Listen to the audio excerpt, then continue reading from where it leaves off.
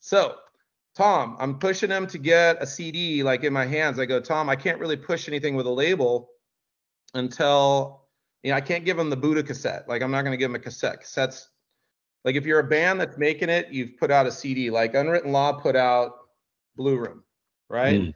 So Blue Room is like, it's the mark. They got signed onto Red Eye Records, and for any Poway bands, they're like, dude, Unwritten Law. They're the ones that are popping. They're the ones that are gonna break through. And we had something in the water in Poway because there was bands starting to cycle and circulate and create and make waves. And so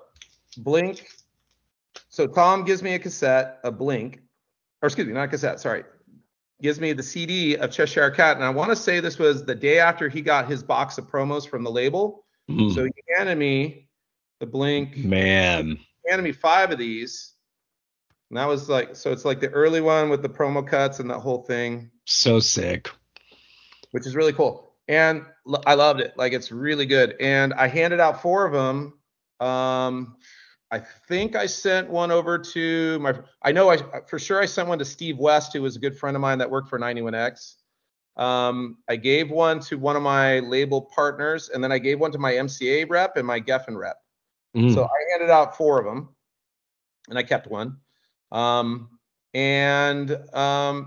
So here's the interesting thing. Like, coincidence or not, they got signed to MCA. I didn't do that. Rick DeVoe can tell you, like, I'm sure that was their choice, and they went and shopped artists and people. But I can tell you this, like, months before they went and shopped, there was people like myself that were planting seeds at different labels, and I planted seeds with my reps at MCA. So certainly their name was on the radar in the MCA office, in the Geffen office.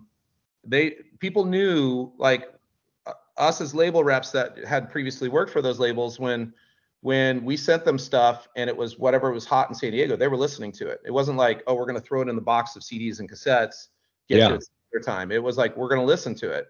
So they were being listened to, and I promise you, like, it's a timing thing, right? Like, Seattle was just starting to die off, and the labels were all looking for a new place to find, like, where's the next set of all these bands coming from? And it was the ska punk scene in San Diego that was popping. Like, it was popping.